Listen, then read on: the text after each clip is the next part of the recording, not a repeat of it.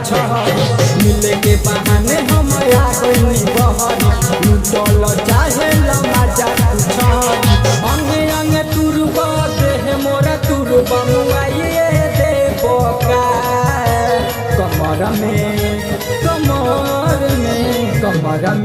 मोर दर्दिया बढ़ाइए दे बका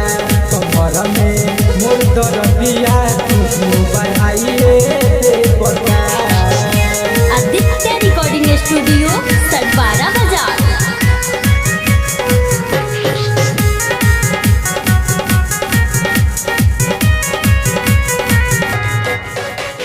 तोरे के उमिरिया में भैनी से आन रे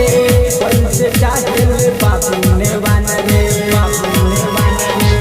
बचपन सबसे बनल भगवान रे देखे हमारा ऊपर ध्यान रे पातर कमरिया मुचकाइए दे बका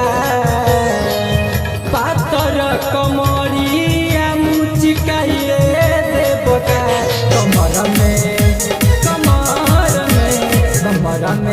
मोर दर्दिया बढ़ाइए दे बका कमर में मोर दर्दिया बढ़ाइए दे बका।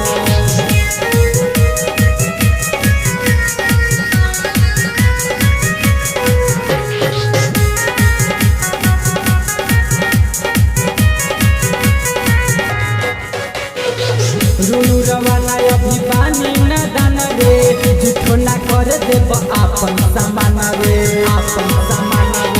मनुर हो ससिया के बने हम जान हो इहे सजा के हम रखना रमान हो सभका के लागता जनाइए दे बका सभका के लागता जनाइए दे बका कमर में मोर दर्दिया